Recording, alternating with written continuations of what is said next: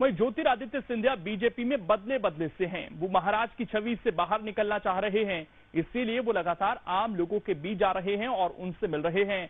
आखिर इसके मायने क्या कुछ हैं, इस रिपोर्ट में आप देखिए।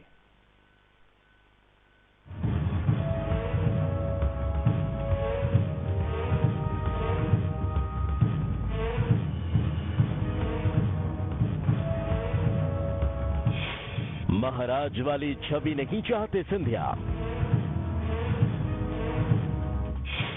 जमीन पर उतरकर बढ़ा रहे लोकप्रियता।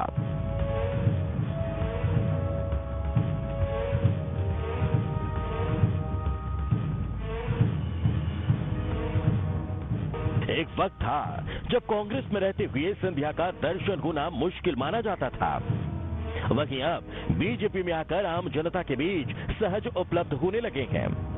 कभी सड़कों पर झाड़ू लगाकर सफाई कर्मियों का हौसला बढ़ा रखे हैं, तो कभी चाक चलाकर मिट्टी के बर्तन बनाने वालों का मान बढ़ा रखे हैं, तो कभी संतों के आशीर्वाद लेकर हिंदुत्व के एजेंडे पर भी चल रहे हैं।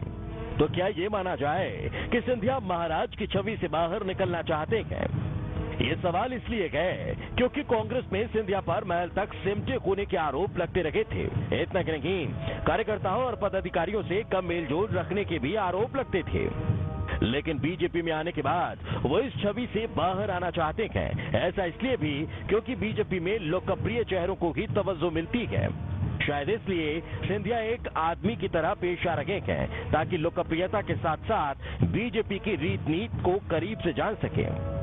सिंधिया परिवार का उद्देश्य ध्येय हमेशा समाज सेवा का रहा है और श्रीमंत ज्योतिरादित्य सिंधिया जी ने अपने पिताजी के कर्म चिन्हों पर चलकर समाज सेवा का संकल्प लिया। अब ये जरूर मैं कहना चाहूँगा कि जब वे कांग्रेस पार्टी में थे तब उतना प्रोजेक्शन, उतना एक्सपोजर उनको नहीं मिल पा रहा था जितना कि भारतीय जनता पार्टी में मिल पा रहा है। भारतीय जनता पार्टी का भी यही उद्देश्य मुझे रहा है कि जनता की सेवा कर, समाज सेवा की करें।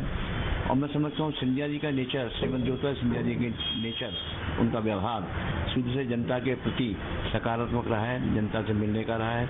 आज भी वे लगातार जनता से मिल रहे हैं और इसमें नेचर बदलने की बात है, इसमें कार्य करने की क्षमता है और जिस पार्टी में है उस पार्टी में एक्सपोजर किया है। देखिए, मुझे लगा है जिस प्रकार से वो भाजपा में गए हैं और भाजपा में कहीं ना कहीं वो घुलने मिलने का प्रयास कर रहे हैं, क्योंकि भाजपा की जो कार्यशैली है वो कांग्रेस से बिल्कुल भिन्न है। और सबसे बड़ी बात तो ये है कि यहाँ पे सिस्टम को भेदने का प्रयास कर रहे हैं वो, क्योंकि सिस्टम को यदि भेद नहीं पाएंगे तो उनकी स्वीकार्यता वहाँ नहीं बढ़ पाएगी।